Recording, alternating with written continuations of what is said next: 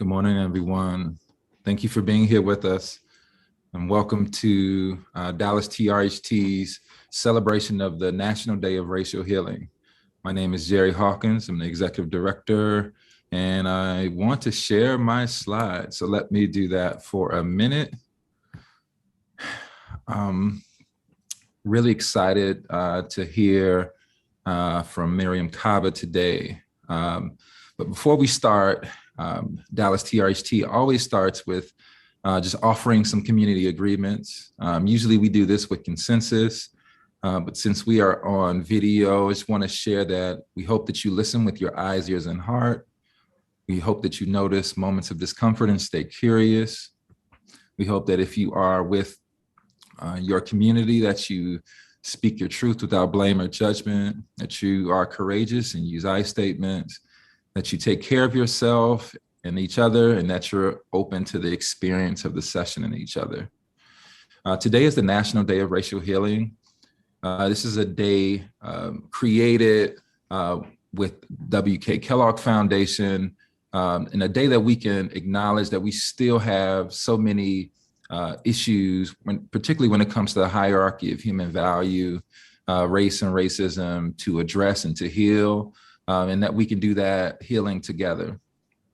There will be many events across the TRHT communities today, and the National W.K. Kellogg event features Soledad O'Brien, Heather McGee, and so many other great folks. But we're glad that you're here with us this morning. Feel free to share any of our learnings today and connect with us at Dallas TRHT on Twitter, Instagram, Facebook, and LinkedIn. The hashtags that we're using today are How We Heal and the National Day of Racial Healing 2020.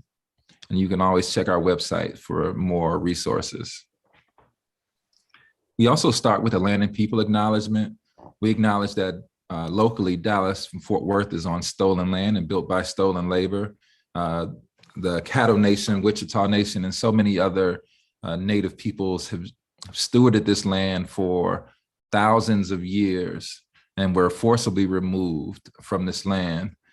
We acknowledge that we're going to continue to reach out to our American Indian Heritage Day folks, our brothers and sisters who are still here. Dallas is one of the largest urban removal sites. And so we continue to acknowledge and fight for land back, fight for physical acknowledgement in the city of people who were here before us. And we also know that when those people were removed, indigenous African people were brought here against their will and forced to work here in Dallas-Fort Worth. We acknowledge their labor, their toil, and we continue to force and demand that our city acknowledges that stolen labor happened on this land. I also want to remind you all that there are 4 TRHT communities, including the state of Alaska, 4 in Michigan, including Battle Creek, Flint, Kalamazoo, and Lansing, Baton Rouge, and New Orleans, Buffalo, Chicago, Los Angeles, Richmond, Virginia, Selma, and St. Paul, Minnesota. And Dallas TRHT remains one of those 14 communities. There are also over 30 plus TRHT campus centers, including places like Brown University, Agnes Scott, Jackson State, Rutgers, Southern Illinois, Edwardsville, Spelman, the University of California, Irvine, and the University of Cincinnati, just to name a few. There's also a TRHT collaboration with the American Library Association, including one that we partner with here in Dallas with Promise House. The Great Stories book clubs provided young people with social justice centered books. And those social justice centered books also came with conversations and racial healing circles. So please check out some of the prompts that are listed that are really good, by the way. I participated in this with some youth, and it was amazing to do. Dallas TRHT's mission is to create a radically inclusive city by addressing race and racism through the TRHT framework, which is narrative change, relationship building, and equitable policies and practice. We envision a Dallas-Fort Worth where no North and South divisions exist in terms of race, wealth, arts and culture, health, safety, and education and opportunity, and that our communities are actively, honestly, and openly acknowledging, repairing, and healing from its past and present racial inequities. We use the TRHT framework to do that work. It starts with narrative change, which includes a more expansive and inclusive history about who we are. It also means disrupting and dispelling myths and stereotypes about who we are as a people, and in some of these categories, including journalism, digital media, publishing, school curricula, cultural institutions, and monuments and parks. The next step to doing that work is building relationships with each other and healing ourselves through community gatherings, through racial healing circles and other tools that will help us bring community healing. We also want to move towards the transformation that we need in our communities. And those transformation pillars at the bottom include separation, which includes segregation, colonialization, and concentrated poverty, law, civil, criminal, and public policies, and economy, which includes structured inequality and barriers to opportunity. The Dallas TRHT team is growing.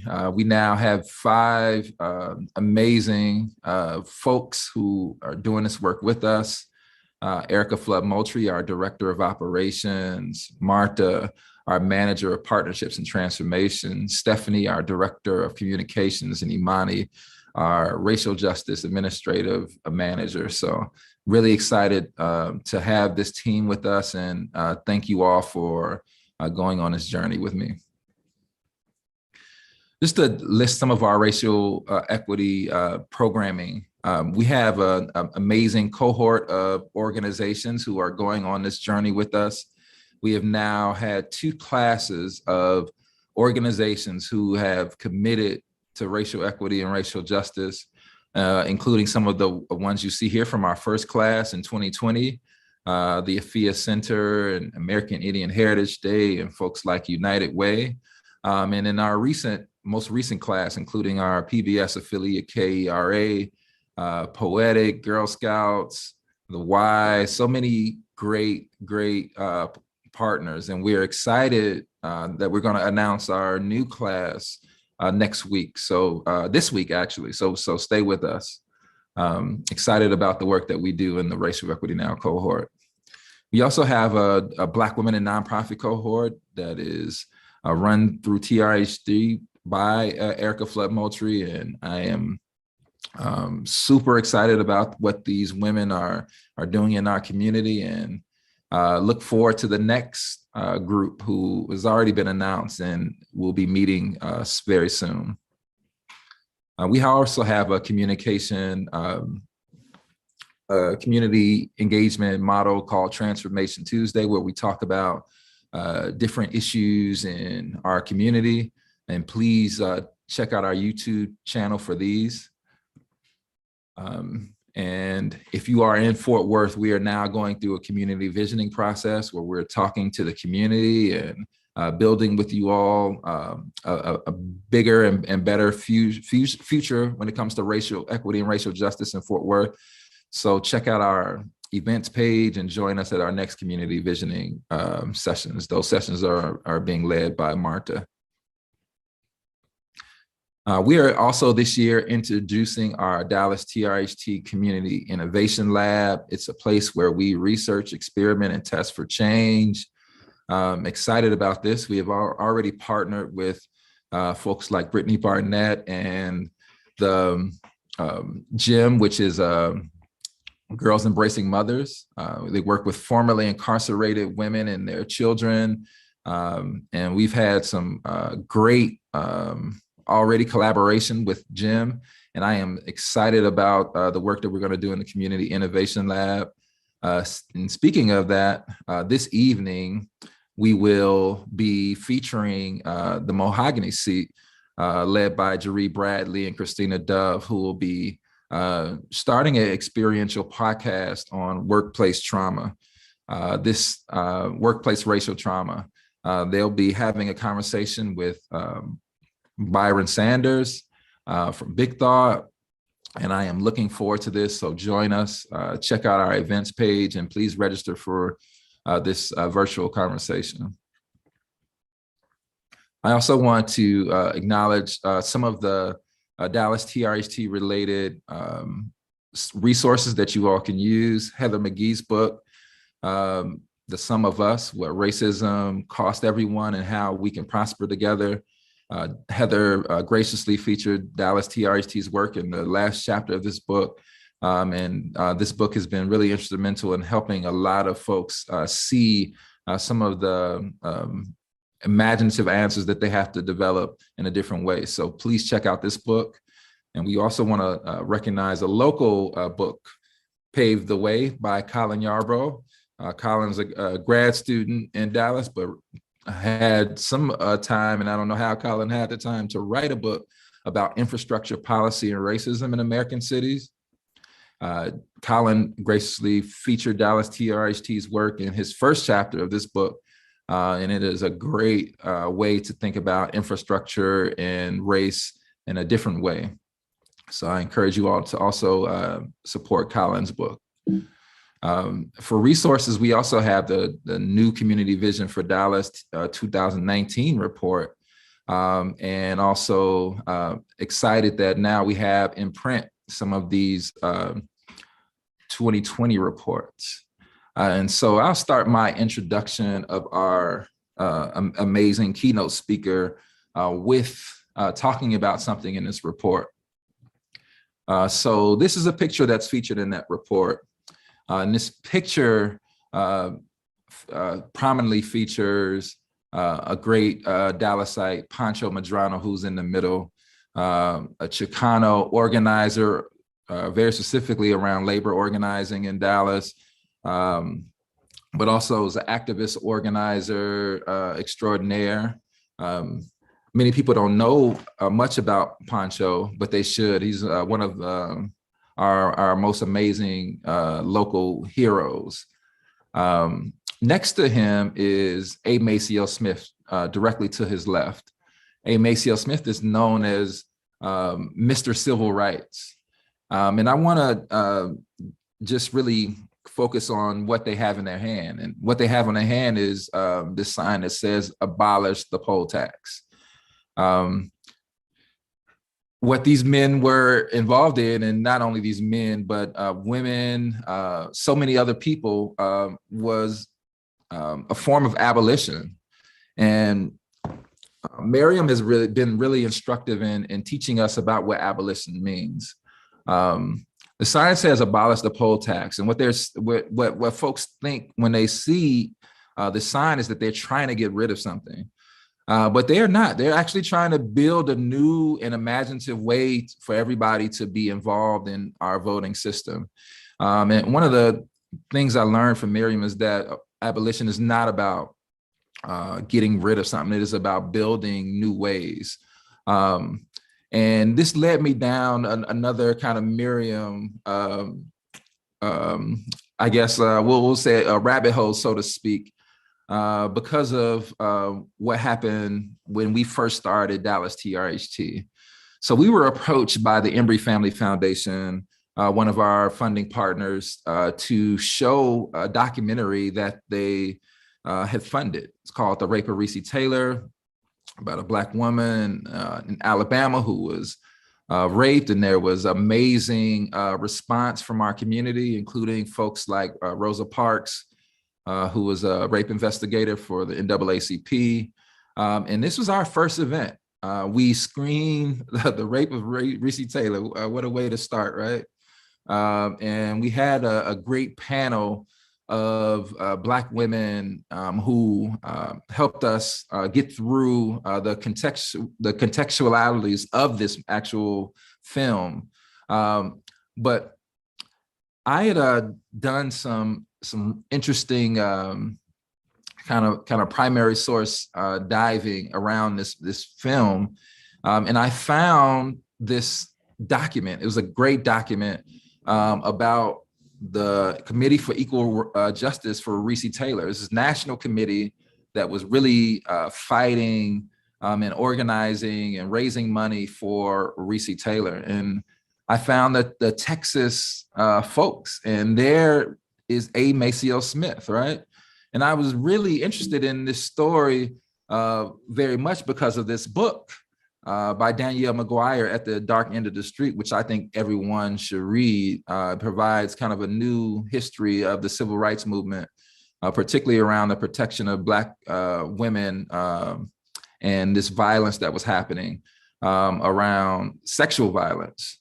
But I learned so much about this book from Mariame's Lit Review podcast feature about this book. And it's just, again, talking about our interconnectedness and our full story moments. Mariame is now the author, and I would say this, really excited and proud to see this journey of the New York Times bestseller, We Do This Till We Free Us, Abolitionists Organizing and Transforming Justice, which is an amazing work of essays and interviews and collaboration with some of her comrades. And I am really excited about reading this book again. And I hope that you all are getting this book. But Mariame is just an amazing, amazing person. First, she's an organizer, educator, and curator. Her work features and focuses on ending violence, period, right? But dismantling the prison industrial complex, transformative justice, and supporting youth leadership development. And I've seen that in person. I have so many stories about that. She's also the founder and director of Project NIA, a grassroots organization with a vision to end youth incarceration. She's co-founder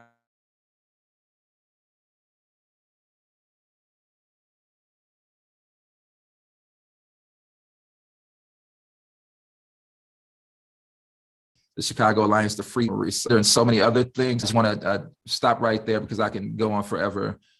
Thank you for being here with us, Mariame. I want to introduce now Mariame Kaba. Thank you. Thank you so much, Jerry. Thanks for having me.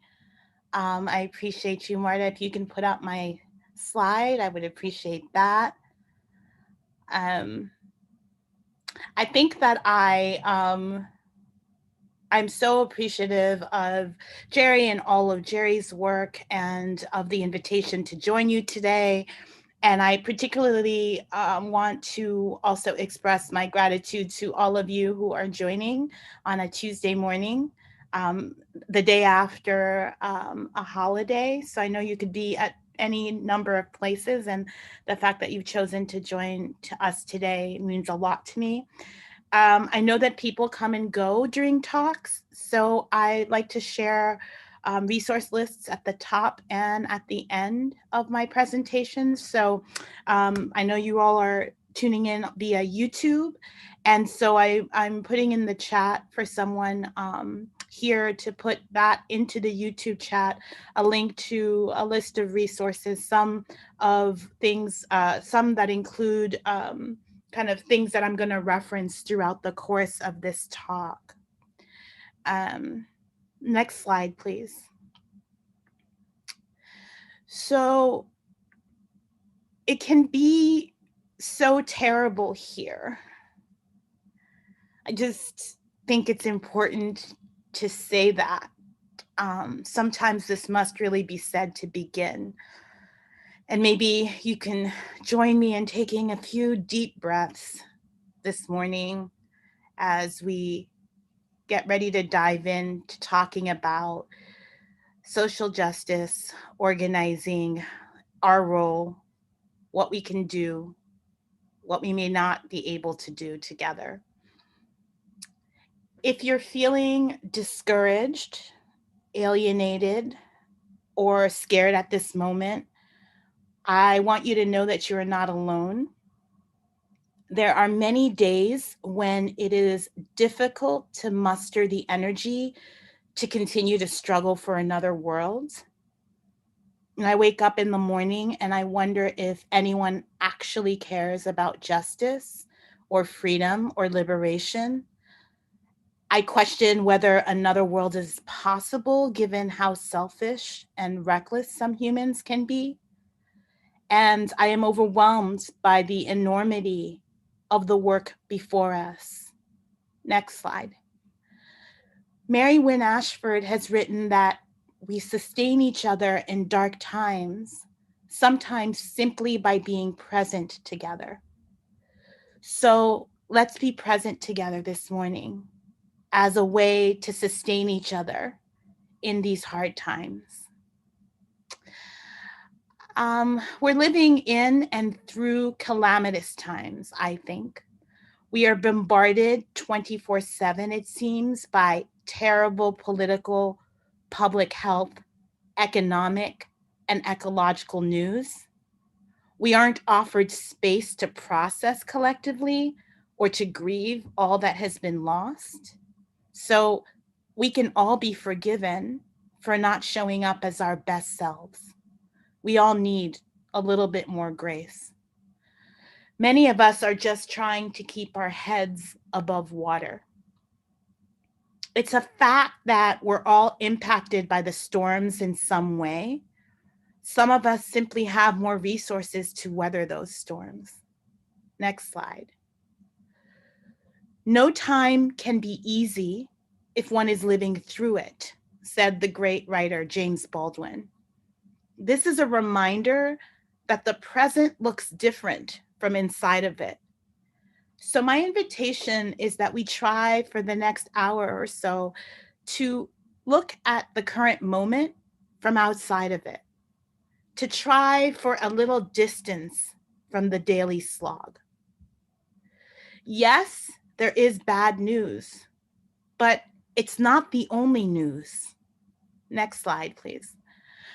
I agree with poet and writer Elizabeth Alexander, who reminds us that there is more than one thing happening at once. So as bad as this is, it's not the only thing.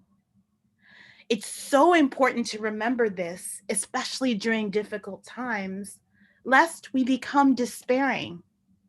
Despair is a thief. It saps your energy, depletes time, and robs you of your ability to dream. And the fact is, we need lots of dreamers and doers right now. A year ago, I read a New York Times story about a Chinese immigrant, next slide, please, named Henry Yao, who owns a small military surplus store in Lower Manhattan. When the raging pandemic closed down parts of New York City in March of 2020, Mr. Yao tried to keep his business alive by paying the $6,500 monthly rent, thanks to a loan from his sister. Soon, however, funds were running low, and Henry didn't think his business would survive the pandemic. Before the pandemic, Mr. Yao had no staff and worked at his store every single day, 7 days a week for hours. His customers loved him. The article recounted stories of the various kindnesses that Mr. Yao had offered to his customers, even to people who initially came to his store with bad intentions. For example, a high schooler who was trying to impress his friends grabbed a stool once in the store, waved it around, and accidentally shattered Mr. Yao's glass counter.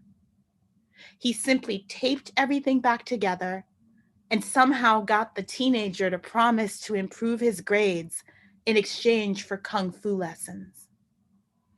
Then there was Eddie Riesenbichler, a troubled boy who was homeschooled and had started to explore the neighborhood. Eddie had grown up with a father who locked him, his mother, and 6 siblings in their apartment. At the time, Mr. Yao knew none of this.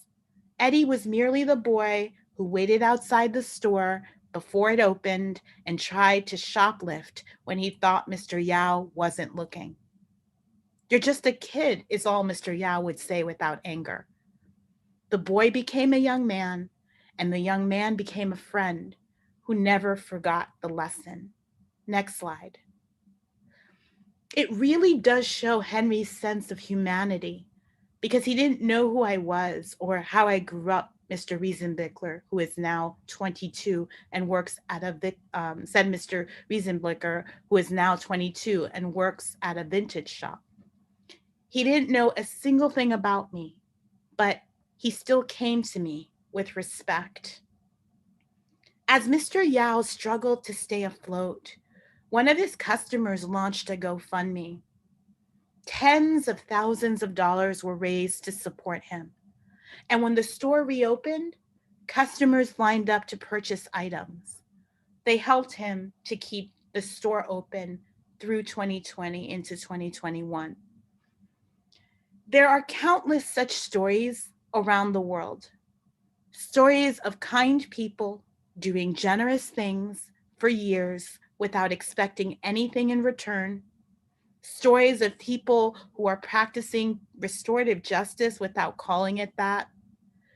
Stories of communities of people coming together across differences to help one person keep his business alive.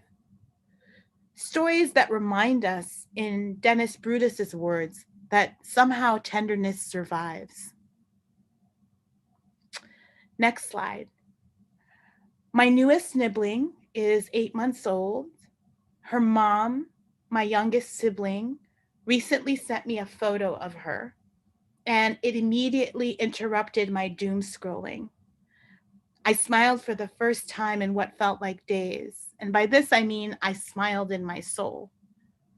She reminded me of the preciousness of life, of its beauty, and of its boundless possibility. It sounds cliche to say, but for me, it happens to be true. I want a different world for Maimuna. I want more justice and some peace. And I know that I have to do my part to make it so. No more than that, but no less. So I've come here today to share some of the other news. The news of people doing and making life-saving and edifying contributions to our collective liberation. But first, let me disabuse all of us of the idea that we will be able to do anything transformational alone. We won't. Archbishop Desmond Tutu, a courageous and profoundly decent man, passed away on December 26th, so a couple of weeks ago. Next slide, please. Tutu helped to popularize the Zulu concept of Ubuntu as the understanding that a person is a person through other people. He used to say that Ubuntu can best be understood as me, we. I love that term, me, we.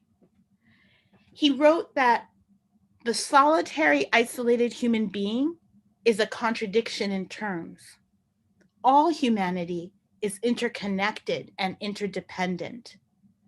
Next slide, please. Tutu wrote that the only way we can ever be human is together. The only way we can be free is together. For me, the truth of his words is belied by the current global pandemic that we have been trying to live through for over 2 years, or the past 2 years. From the start, the question was whether we would embody a me-we ethos or a me-me one. I think that we've seen both at play. The outpouring of mutual aid efforts encompasses the me-we, and the hoarding of vaccines by the global north, for example, epitomizes the me-me. Ask yourselves whether the global pandemic has increased or diminished your personal sense of Ubuntu, and you'll get a sense of where we are in this current moment. If you feel alienated from the me-we, A good remedy is to plug into local mutual aid efforts. Experiencing the incompetence and, in some cases, intentional abandonment by our governments, even our local ones, can leave us feeling despondent, can increase our fears, and can make us feel like passive consumers of news and information. All of these can fuel a sense of helplessness. All can erode our sense of Ubuntu. If we pay attention, though, we notice that there are people all around us working right now to lessen suffering by taking action in their communities, using the resources that they have gathered. These people have internalized a lesson, next slide please, by spiritual teacher Ram Dass, who said that we are all affecting the world every moment, whether we mean to or not. Our actions and states of mind matter because we are so deeply interconnected with one another. In Chicago, a place where I lived for over 20 years, 89% of the more than 100,000 people who cycle through the Cook County Jail in a given year are Black or Latino. Black people are incarcerated in the Cook County Jail at more than 17 times the rate of white people. We're talking about racial healing and racial justice. We should look at these kinds of statistics in horror. Every single night, a small group of volunteers from the Chicago Community Jail Support Project are outside the Cook County Jail from 5:30 p.m. to 11 p.m. every day. I've been a supporter of their work, making cash donations and donating items from their wish list. I follow them on social media. And recently I saw a Twitter thread that I'd like to share with you. Next slide, please. So the Chicago Community Jail Support tweets, "We were outside the jail tonight from 5:30 to 11. The temperature was 15 degrees and only dropped from there.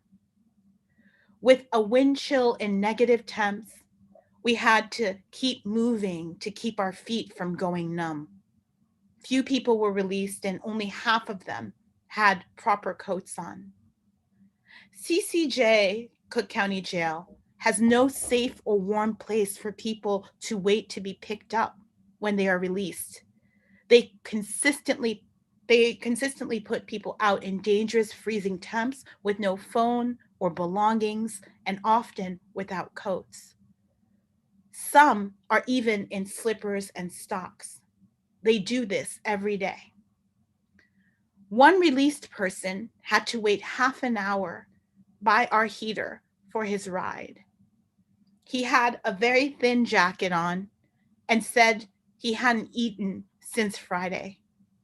CCJ is inhumane, not to mention very dangerous during this COVID spike. Our volunteers return every day from 5:30 p.m. to 10:30 p.m., 11 p.m. on weekends. We brave these freezing conditions to show up for community members endangered by CCJ's release process. Bundle up and practice abolition with us every day. We make the best of the cold. We need more volunteers to show up for shifts now more than ever. Visit our website to get involved and help practice community care where it's needed most." And then somebody else asks underneath the thread, "Can I ask why you guys are out there?" And then somebody else, presumably a volunteer from this group, says, "We are out there to offer drinks, snacks, warm clothes, phone calls, first aid, and rides to people being released from Cook County Jail. We hear story after story of the horrors of being locked up in CCJ. CCJ treated those locked up as less than human." So if we were all on Zoom together, I would ask you to jot down what you notice in these tweets and what stands out to you in them. So I'm still going to ask you to do that, even though I can't see what your responses are going to be on YouTube. What do you notice about these tweets? And what stands out to you about them?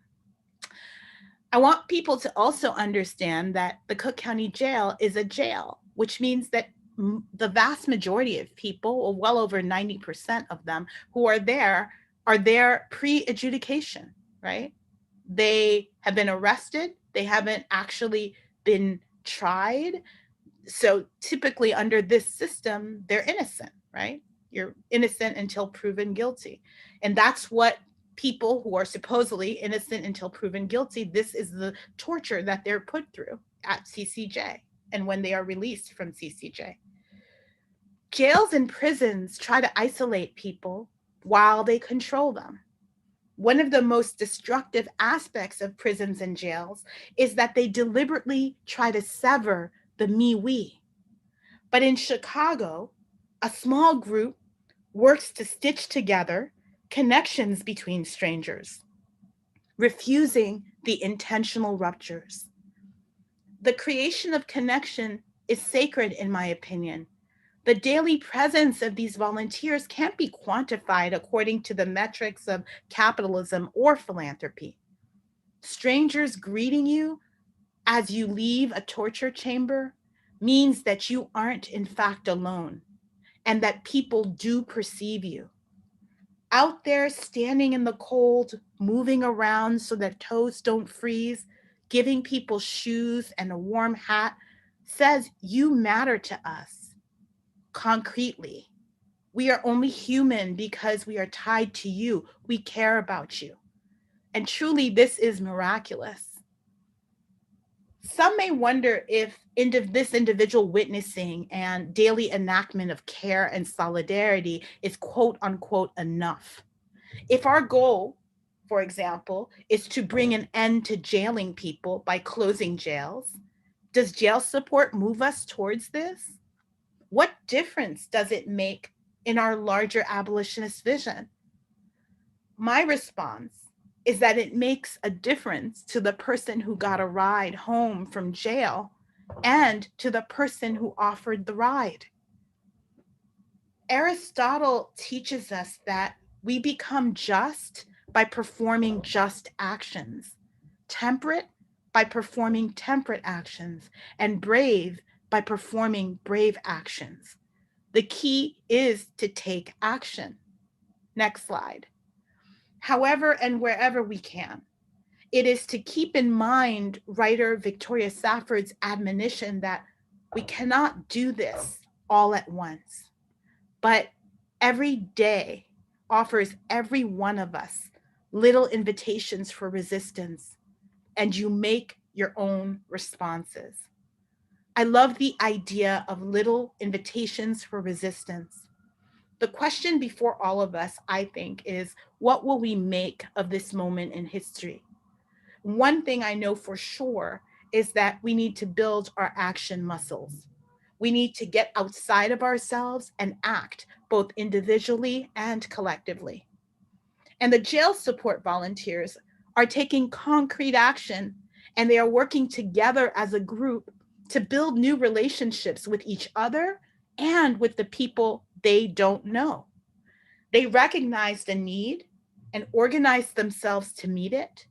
They are lessening suffering, and that is a whole lot. This type of mutual aid work pushes people to get active where we can make the most difference, which is locally. We can save each other's lives by coordinating to meet our survival needs, by offering material relief. This work also mobilizes us to take on public officials and landlords and employers at the local, state, and federal levels. So mutual aid doesn't preclude systemic changes in the way that some people try to position it. It actually enables it. People are being changed as they change others. This is something to build on. And I always say, who knows where it leads? We don't know. And it's still worth doing.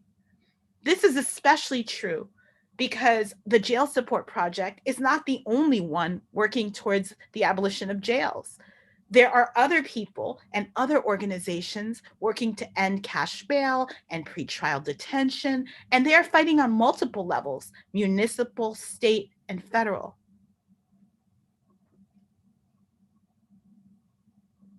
Sorry, I'm just taking a little drink of water here. Yesterday, we commemorated King Day. So there was much talk about quote unquote justice in the land. But I don't have to tell anyone here that we don't all have the same definition or interpretation of quote unquote justice. This is a significant source of conflict. Is justice redistribution of, resources and reparations? Is it creating a world where everyone on the planet has enough? Is it a world free of oppression? Is justice actually retribution and punishment? I'm often asked for my own definition of justice. And I usually tell people that my individual definition really ultimately doesn't matter in the scheme of things.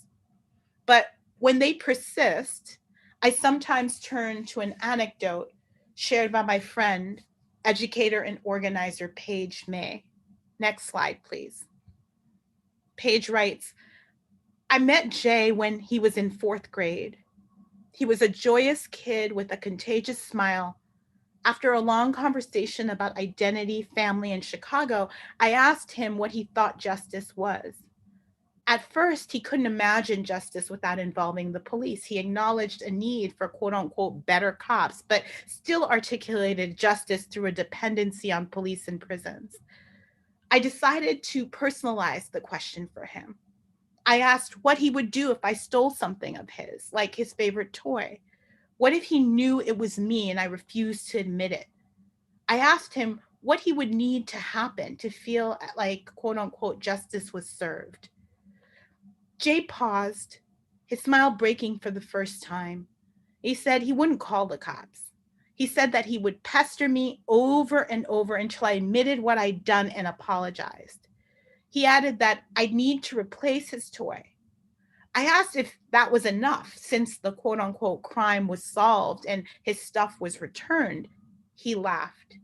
He said it wouldn't be enough to just have his stuff back because I'd done more than taken his toy.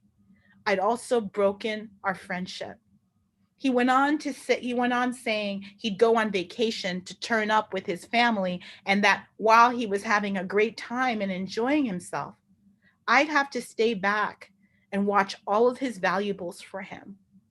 I'd have to do this, take care of the things he most treasured every day, and that he'd do this over and over until he trusted me again. He said justice would be complete when he could trust me again. Look, if a 4th grader can articulate a layered and restorative definition of justice, then it is within everyone's capacity to offer non-reactionary definitions too. We who embrace an abolitionist politics center harms, not crimes. We center relationships. As such, abolition necessarily means that our social relationships will have to be transformed. And we need to practice those new social relations now. And this is what the Chicago Jail Support Volunteers are already doing. And if a 4th grader can explain what true justice would mean for him beyond relying on the punishing, death-making institutions that currently exist, then surely we can all do the same. So alongside stories of war and death-making, cruelty and inhumanity, there are also ones about compassion, kindness, and people acting selflessly. Indeed, those stories help me to refuel and keep me pushing forward. And perhaps they do for you too. An important thing to do when injustices compound is to resist numbness. In order for change and transformation to occur, we must refuse the current order of the world. What does this mean? It doesn't mean repeating the mantra, this is not normal. It means active refusal to become numb to the horror. Next slide.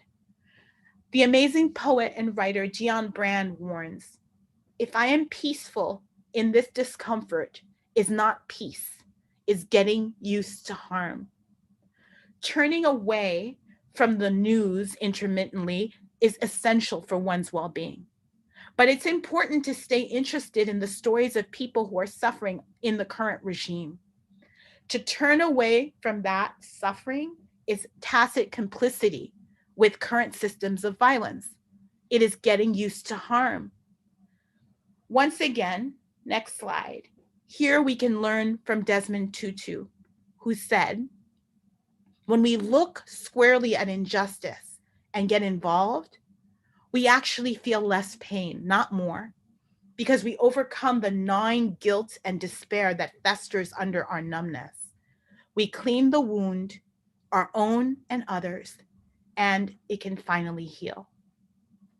So, how can you lessen suffering where you are in your own way within your capacity? There are times when I feel overwhelmed about what to do, where to start. The problem seems so big, so intractable. In those times, I ask myself a set of questions that serve as guideposts. Next slide, please, and help to ground me. What resources exist so I can better educate myself? Who's already doing work around this injustice? Do I have the capacity to offer concrete support and to help them? And how can I be constructive here?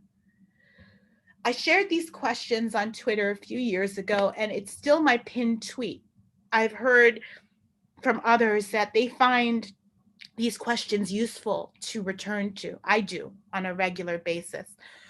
You are not needed everywhere, but we are all needed somewhere. And it's important to find your somewhere and plant yourself there.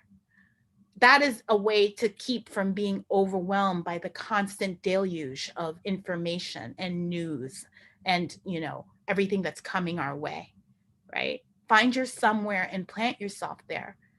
There are other things you can be doing as you answer the question of how you will lessen suffering today.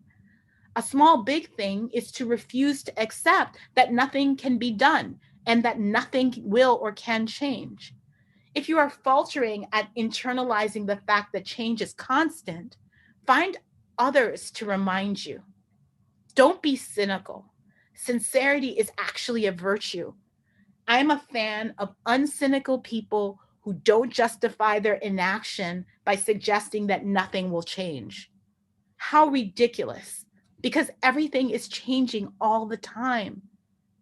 Next slide.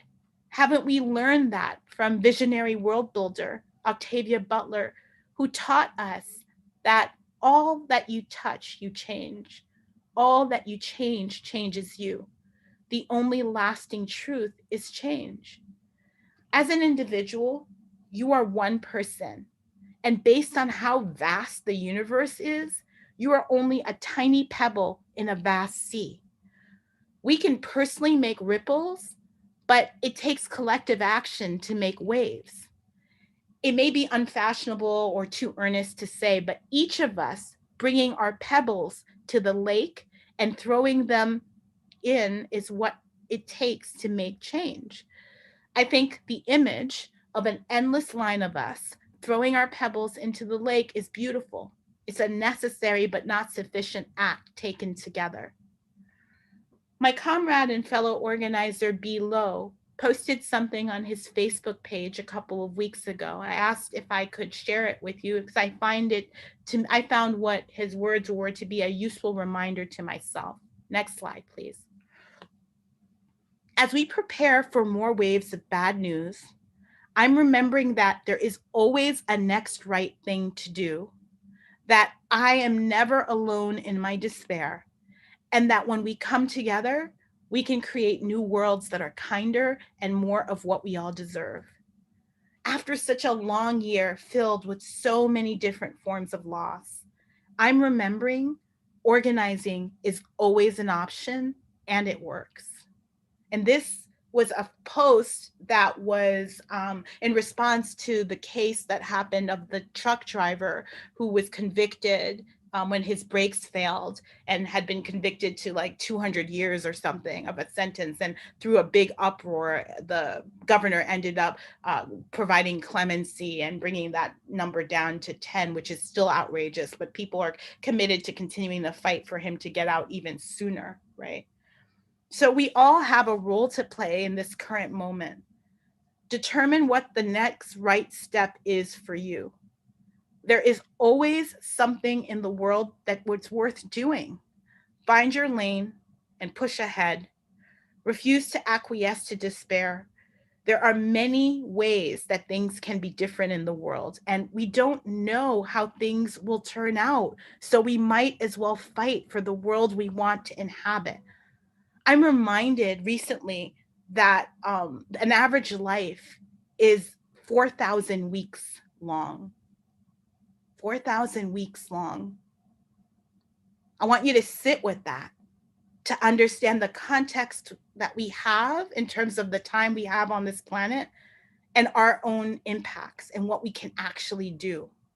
We got to find a way to live our lives in such a way that allow us to understand how preciously short that time is and how important it is for each of us to do what we can with that time, to be impactful, to have a meaningful impact on our communities and our families, and a meaningful life for ourselves. History teaches us that relatively small groups of people have been responsible for some of the most consequential societal changes. It's usually the minority of the minority that engages in struggle in any historical moment. Don't let people fool you that every single person was in support of Dr. King or some other person that's been elevated to the level of, magical Negro or, deity or whatever within our culture. These are just regular folks, and most everybody is actually not supporting them in their lifetime. That's a lie, you know? And so because we know that it's a minority of people who are engaged in struggle in all historical moments, this is actually reassuring because it means that we don't have to convince everyone in order to attain critical and important goals. It also leaves room for surprise, y'all. I promise that we are not going to, I promise that we're going to be surprised because there's no way we can know everything that's happening around the world. It's a good thing that we don't know all the actions happening around the world. That means that a lot of people are taking them, right? Even if it's a minority of a minority. And it means we're going to be surprised by what happens next. Don't lose sight of that. My friend and comrade, writer and organizer Kelly Hayes, next slide, recently shared some words that I appreciated, and I'm going to share them with you. As activists and organizers, we are builders in an era of collapse. Our work is set against all probability, and it is in that space of cherished improbability where our art will be made, our joy will be found, and where our ingenuity will fashion ways of living and caring for each other, even as the ground shifts beneath our feet. Life will be a scramble, but we will not scramble alone. So if you are within the sound of my voice today, then you've been chosen to be a helper. You've been enlisted to take constructive action. As playwright Anna Devere Smith advises, next slide, please. Start now, every day, becoming in your actions, your regular actions, what you would like to become in the bigger scheme of things. Whew. I wake up every single day and decide to practice hope. I do so because this is something that is singularly within my control to do. The social theorist Henry Giroux, next slide, recently wrote that hope expands the space of the possible and becomes a way of recognizing and naming the incomplete nature of the present. I love that idea, the incomplete nature of the present, because then once again, we will be surprised. We don't know what's going to happen. And not knowing what's going to happen should actually be freeing rather than completely paralyzing in various ways. So I ask for each of you, how do or will you practice and cultivate hope today for yourself? For me, hope is not a metaphor. It's a lived practice. It isn't a thing I possess. Rather, I have to remake it daily. I don't have hope. I do hope. It's an active process that I have to regularly commit to. Hope not as an emotion, but as a discipline. Hope for me is grounded in the reality that wondrous things happen alongside and parallel to the terrible every single day. And I agree with Rebecca Solnit that hope isn't a substitute for action, but actually a basis for it. In Islam, next slide, please. One of the hadiths says, the messenger of God, peace and blessing be upon him, said, if the resurrection were established upon one of you while he has in his hand a sapling, then let him plant it. This for me is the embodiment of a hope practice. Even if the end of times or the end times are upon us, we should still plant trees. This is a disciplined hope. This is hope in the doing, hope as action.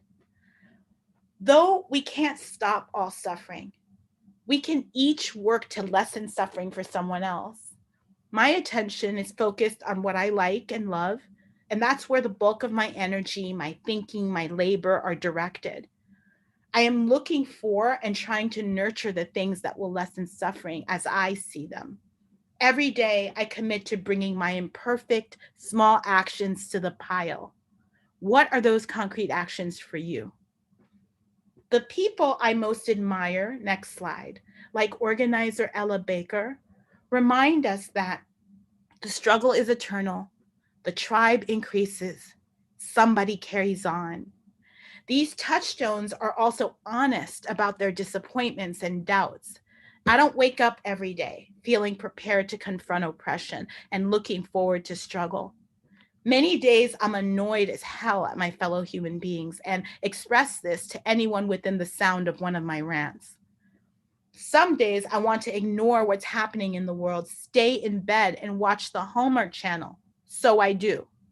It isn't realistic or sustainable to never take a break from the relentlessness of injustice.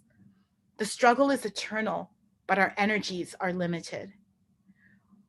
One thing that does keep me going in this lifelong struggle, though, is love. The agape kind about which Dr. King preached. Love not as feeling, but rather as an action that is critical to our common humanity. As I end my remarks this morning, I'd like to invite all of you into song. And this is one called One Foot Lead with Love by Melanie Demore. So wherever you are, feel free to either sing or clap along, on mute, of course. Next slide. So I'm gonna have Marcia play the video for us, and we're gonna end on this point.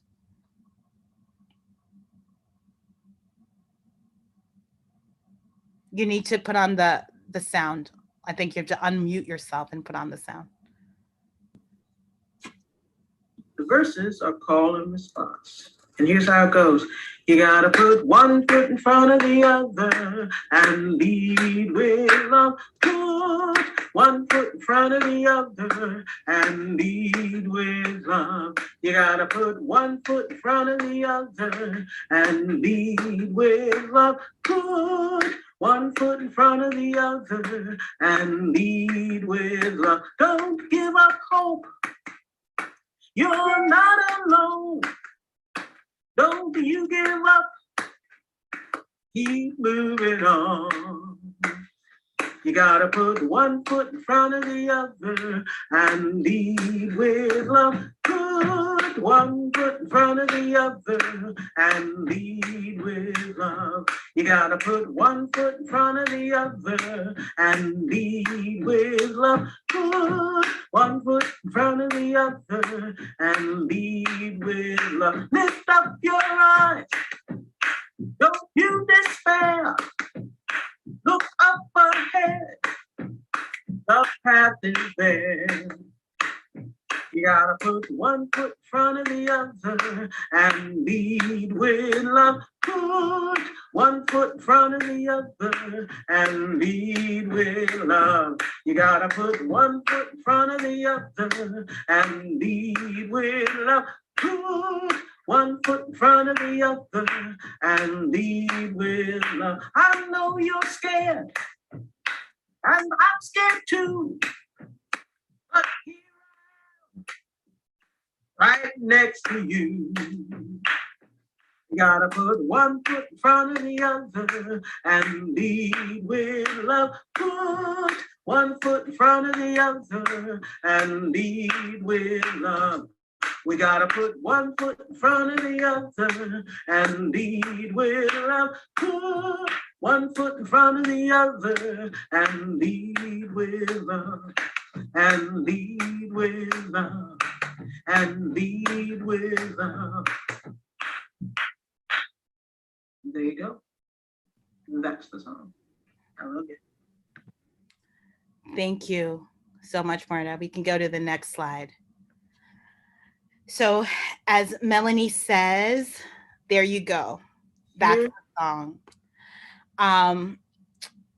I, again, had put a link in the chat to a Google Doc that includes some actions that you can take if you are interested and move to do so. I also want to share that I have a children's book that I wrote and that is illustrated by my friend Bianca Diaz. That's now available for pre-order. That will be out on March 1st. It's a bit of a sequel from my first published children's book, Missing Daddy. And I was pressured by some small people to write this book. So there you have it. I tried to do what I can there. And yeah, so I just again want to thank you all for your attention this morning. I hope that you got something from the experience of just thinking about what we're doing, our actions that we can take, and the justice we can make in the world. And I really, again, thank you for having me. I think Jerry is going to join me in conversation now. So I'm going to welcome Jerry back. Mariame, thank you so much for that offering, and especially the song provided a lot of energy, and it reminds me of moving to Dallas from Chicago and visiting my mom and my family. I was able to come back and participate in actions that a lot of young people that you mentored put on, and it reminded me of the energy that they provided. I want to start by letting our audience know that if you have any questions for Mariame, please share them in the YouTube chat function, and we will definitely get to them. Mariame, my first question is about institutions. So I'm from Chicago, and I used to visit the Cook County Jail, visiting family. I worked for the Chicago Urban League Male Involvement Program, which was at the time the only fatherhood program in the city, working directly with incarcerated fathers. We would visit this jail, and if you ever been to a citadel like the Cook County Jail, it's one of the worst places on earth. There was a campaign around the jail to call it the world's largest mental health provider and crazy stuff like that. But we know that it's one of the most depressing places on earth. It is drab. Folks in there are struggling. I've taught there before and tried to help as many people as I can there. But I learned these couple of phrases from you, and I want you to please give us some insight on what they mean, because they've brought me some clarity. You described, places like the Cook County Jail as death-making institutions, and what you shared with us is that we need to create more life-giving institutions. Can you give us some more clarity and some insight on that?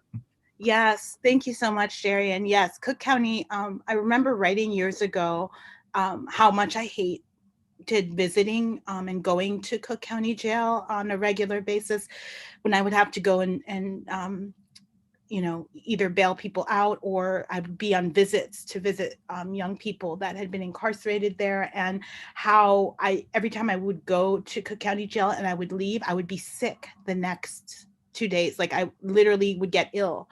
And that's just, it might have been, you know, psychological, but it was also physical. That place makes people sick in all sorts of different kinds of ways. And that is part of what I mean by the death-making institutions. These are not institutions intended to quote, rehabilitate any single person. They are institutions existing to break people. You mentioned the notion of the Cook County Jail as the largest provider of mental health. They don't provide they're warehouses for the mentally ill. That's a very different, you know, connotation. So I appreciate you bringing that to the table and making it clear to people what that looks like. Yeah. And yeah, and what I'm thinking about when I think about life giving is frankly what the folks who are outside that jail are doing, which is that they're waiting to receive people who are leaving those death-making institutions, and they are not just providing them with things that they materially need in the moment. They're building relationships with those people and inviting those people sometimes to come back as volunteers to support and meet other people who are coming out of that same place. That is a practice of life affirmingness that we need in every possible space. I've been wanting for years to particularly see our religious institutions open their doors for real to people, rather than this notion of like, you know, the ministry that goes into the jails, but the respite centers that could exist for people coming out, the healing hubs that could be created to invite people who are coming back to those healing hubs for warm food, for discussion, for access to counseling and mental health, or just an ear. Like, could you imagine, you know, do you know how many churches are on the west side of Chicago? Yes, I do. Okay. Hundreds of them, if not thousands. It's like 5, 6 on one block. On one block. Can you imagine if those places all transform themselves into healing spaces of return? It would be amazing. I mean, we would see so much change quickly, because that would draw in people who don't see themselves as related in any way to the folks who go into those jails, even though those people are our family members, our loved ones. Like, we can't escape it, right? Yeah. And so, yeah, so I just imagine, you know, so much possibility if we would do that. And you know what? It doesn't take $1 million. It takes space, some people, and a desire to want to reach out. It really does. We have so much of what we need already. And it's just a lack of imagination and a lack of decision making as to like deciding we're going to do this that makes the difference. So yeah, so that's what I'm seeing as, like, you know, I also see the work that I know people are already doing all this kind of work, but we just need more people doing it. We need many more people joining in. No, for sure. And you mentioned that too. So recently I went back to Chicago, really to check on some of my family members, but I also was able to research in the Mariame Kaba papers at Chicago Public Library's main facility at the Harold Washington Library. Oh, cool. Which is one of the world's largest public libraries. And I wanted to share this because this was really something that I found that was really cool. So Mariame, you wrote this collaborative effort with some of your colleagues around restorative justice is not enough. Yeah. And in this paper, you all mentioned an exception to something that may work. And it was focused on this federal grant called the Culture of Calm. Yeah. And that was spurned by the death of Darian Albert, who was one of the first young people.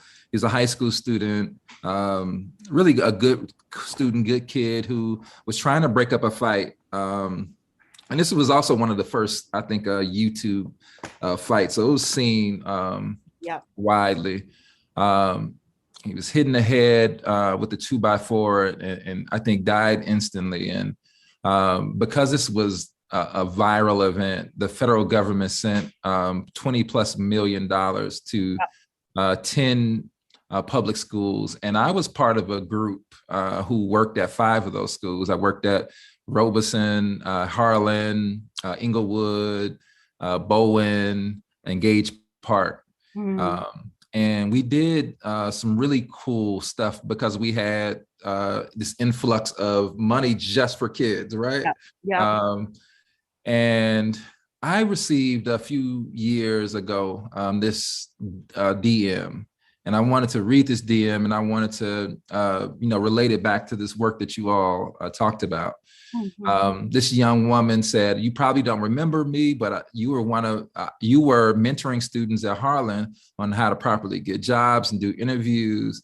And I've been looking for you for about 4 years and never thought to look on Twitter, but I found you and I want to say thank you, because if it wasn't for you and your team, I probably would have never knew anything about how to properly go into an interview. And I actually wrote a paper for school about you all, which I would love to read if I could even get in touch with her again."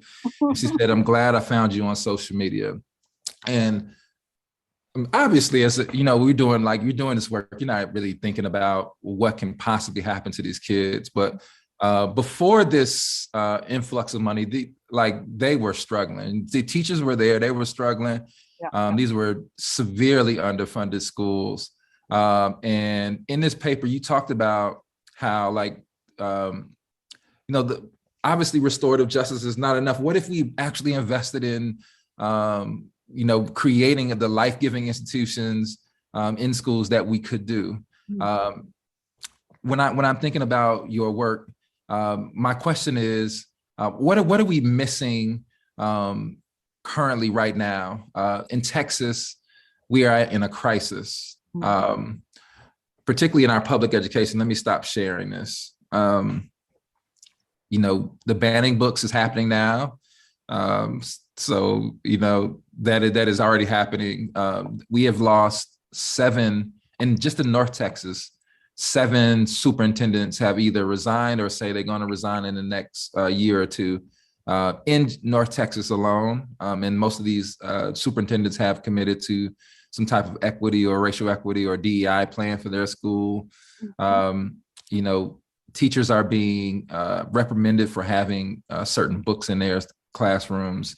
What are some of the ideas, especially around experiments, that you can provide or offer for us as ways of thinking about this? Because folks are feeling hopeless when it comes to education in Texas. Yeah, well, thank you for asking. And yes, you all have a lot going on in Texas.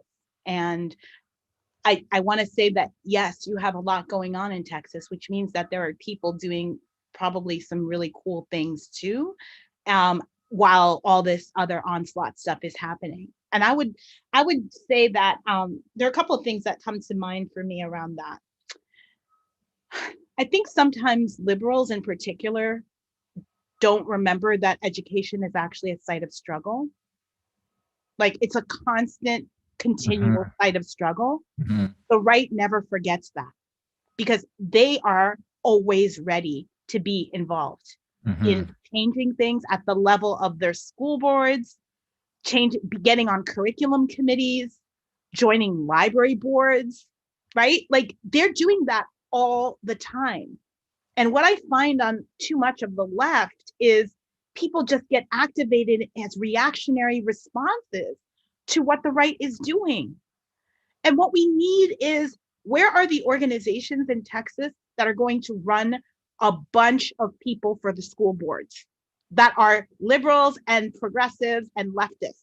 Where's that organization that's training people to get on elected school boards across the state, including because some of these school board elections are literally 10 people voting. Yeah. And we could take over those boards, y'all. Yeah. Why aren't we taking over all the library boards? Do you know if your county has a library board? Do you even know what they do? Why not? Yeah. Get on those damn boards and and if somebody's saying ban books, your voice is there. You're one of 7 people. You're going to have a huge impact in being like, no, I refuse. And if people still do it, then you use the media and every other means possible to be like, look at what they're doing, y'all. Are you down for this? Come to the next meeting and speak out. And by the way, not just focusing on the adults, get the kids involved. That's right. The kids are so brilliant. We are not actually, they're experiencing the very thing that other people are paternalistically saying they're taking care of on their behalf. They have things to say. They are mobilized. They need people to help them get their voices out there and build power so that they can do what they need to do. Look at what happened in Chicago just recently around COVID and all these young people walking out of their classrooms. They don't need adults. People are like, well, they're being puppet. No, I've worked with young people since I was a young person. That's young right. people are experiencing these things and they want outlets to be able to be like, listen to us.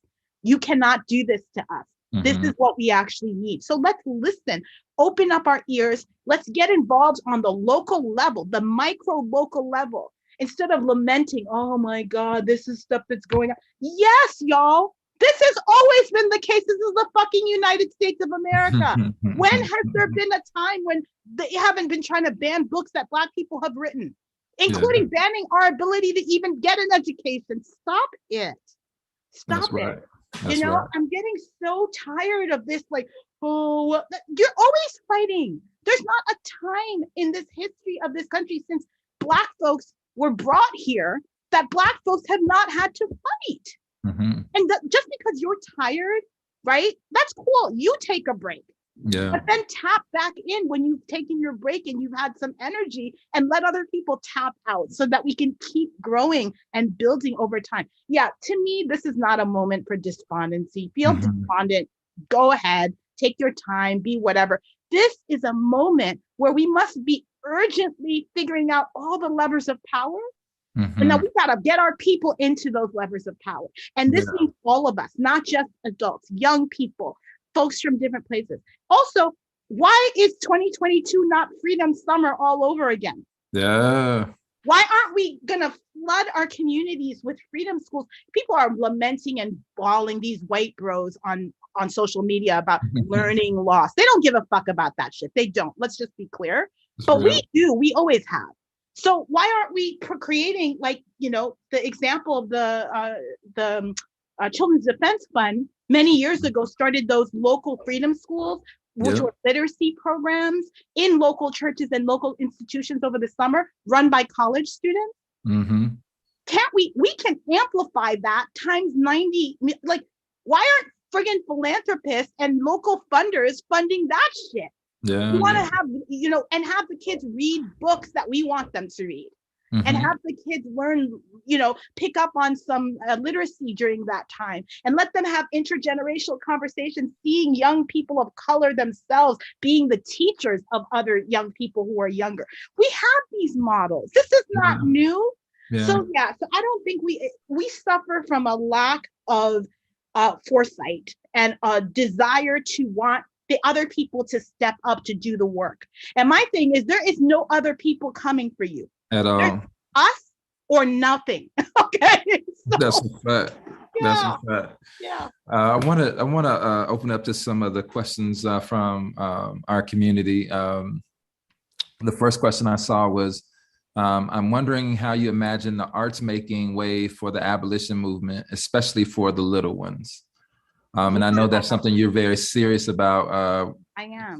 Especially when thinking about your children's books and the artists and what their practice and their politic is. So, absolutely. I mean, abolitionist art is everywhere.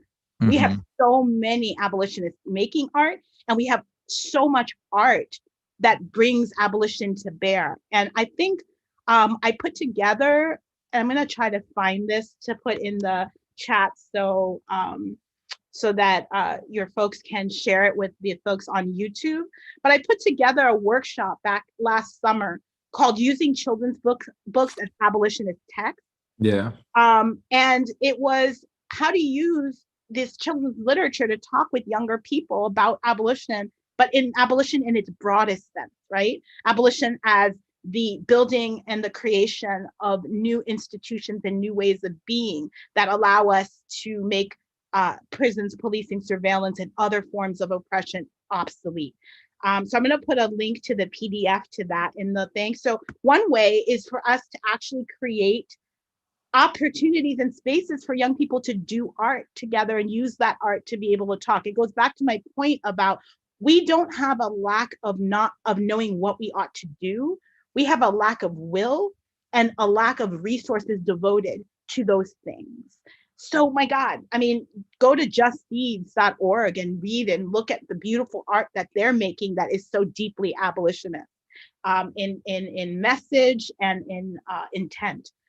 So it's absolutely out there. The little ones are doing it, by the way. There's a great toolkit out called Lessons in Liberation, which is a toolkit for K through 12 teachers that invites them to think about abolition, and it's filled with art. So yeah, it's there. Okay, that's great. The next one is in terms of the hope and love, agape, that you spoke of. What do these mean for how we position ourselves towards people we view as selfish, ignorant, racist, et cetera? Yeah, I am not a turn the other cheek person when we are in a fight. You know, like I believe in self-defense, and I don't think you allow people to actively harm you and continue to not fight back against that. So I believe in that very, very much so. I just think that that's really not what I'm talking about here. I actually don't believe in a restorative justice with institutions, for example. I don't think that there's a way to, do transformative justice with institutions. I'm talking, we do that work with people, and that's a different thing altogether. And yeah, we have to figure out other ways to interact with harmful systems, which involve building power to take them down. That's really the end of the story there, So I'm not confused about what I'm doing. And I don't think I need to show agape love to the Ku Klux Klan. I think that the Ku Klux Klan needs to have other white people who might be affiliated with them in some way to work with them to figure out other ways of being. In the meantime, we as people need to protect ourselves from the Klan, right? Like that Yeah. I don't think we have to be, that's not, for me, that's totally clear. Yeah. Sure, for sure. Let me go back to my last question. And this is a question I want to ask you, particularly because I know you have some joy in this, but also, you fighting fights with folks with a lot of money, and that is about like ephemera and archives. So lately I've been collecting these little bitty Jet magazines from the 60s and early 70s because they had kind of this era where they were doing like these pinup covers in the 50s and stuff. And then they went back to kind of celebrity in the 80s and 90s. But this era of like the 60s where they had folks like Ruby Dee, and they talked about like riots, and they had Stokely and MLK, and they some amazing stuff, right? They even had a run where they had Angela Davis, from the inside of her cell and then her free, right? Yep. I have those. Yep. Mm-hmm. So share a little bit about things you like to collect and why you like doing those, and the auctions that you have so much fun around, but fighting these folks with a lot of money. I am always fighting the people on the ground. No, I for the auction items. Right. Yeah, I have been a collector for many years. I started when I was very young, like a small person, collecting dolls. I have always, I've always felt like, I don't know, it's one thing that I always think about. Like I always think about my archival orientation is to pull from the past to make a better future. So the notion here for me is that what I'm trying to do is something that I heard my comrade Josh McPhee say in an interview that he gave a few years ago. He was talking about what he was trying to do was to with his collection, because he's also somebody who's a collector who then ended up starting this institution with other people called Interference Archive based in Brooklyn. And Josh says, what I'm trying to do with my collection is to turn it into publicly accessible archives. Yeah. And that's really what I see my work and my collections as wanting to be and do. I collect things and then I tell stories with those items that I hope will draw people in a different way and engage us differently around social change and transformation and get us to see the past in order to better understand our current moment. And so that's how come I've been organizing and making, curating exhibits and exhibitions for so many years, using the basis of the things I collect to do that, whether it's been No Selves to Defend, which is about kind of has Recy Taylor involved in there because we're looking at the example of what happens to people in terms of criminalized survival. I've done exhibits that are focused on the school to prison pipeline. I've done exhibits that are focused on racist postcards as a way to tell a story about Black Lives Matter in the current moment. So I'm always looking for ways, just different ways of engagement. Yeah. Because I think we have to be creative in how we organize. And I think cultural organizing gives us some way to access a different part of people, their heart, as opposed to their heads. And I think we can do that. And so my collections are really intended to be used. I don't collect for the sake of just hoarding or holding on to information. And I want my collections to be activated. Why do I have them? If they're, I don't want something just in a shoebox. I want something that a young person can look at and be like, oh, that's so interesting. I want to learn more about that. I want that experience for people, or where it's a spark. That reminds me of a conversation you had where,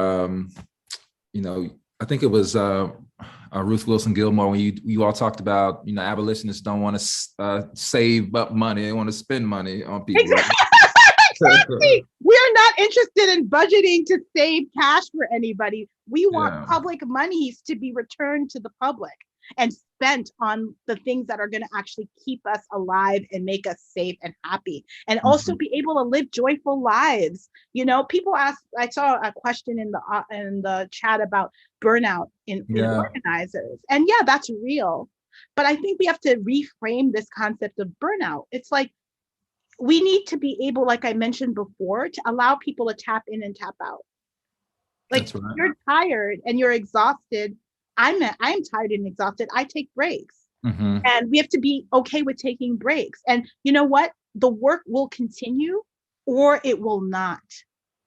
Right? But it's not all on you. To make that happen. We need other people stepping in and stepping up and taking responsibility too. It's not just all about us. Right? We do our part, not more than that and not less.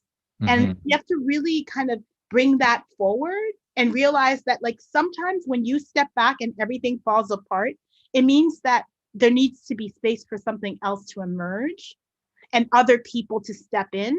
And maybe this project wasn't what it needs to be for this moment. And you'll take a step away and you'll come back and maybe you'll restart it again, or you'll start something different. Right? But you don't need to take it to heart to the point where it's like, if I leave, everything won't continue on. That's a little bit megalomaniac-y. It is. And I think that's really problematic. No, for sure. Last thing, you have, offered some works, lifting as they climbed is amazing. Mapping the history of Black women on the South Side of Chicago was a great resource. I'm thinking about this resource as well, Reparations One. I actually think I might be in this book somewhere and participated in some of these actions.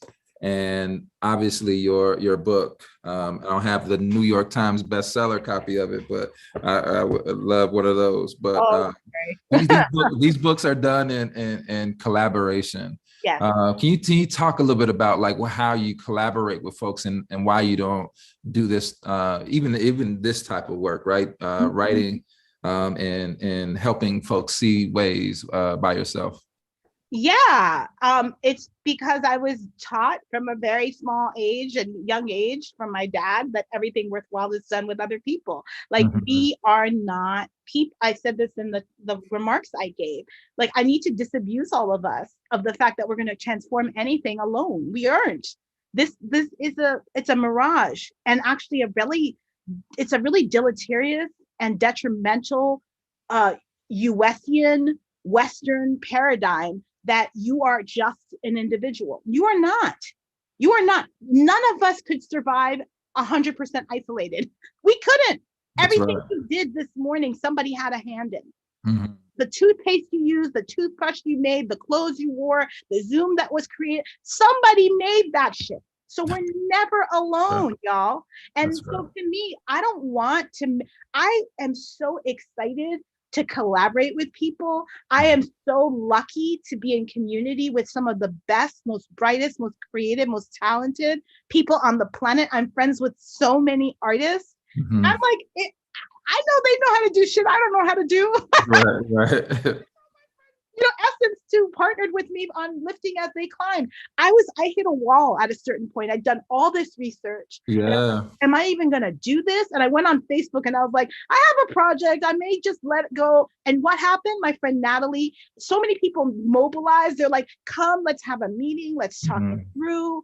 And like, I presented the information. Essence was there. I've known Essence and we partnered together on other things in the past. And Essence is like, I want to work on this book with you. Let's do it. Essence designed the whole thing, right? With amazing skills.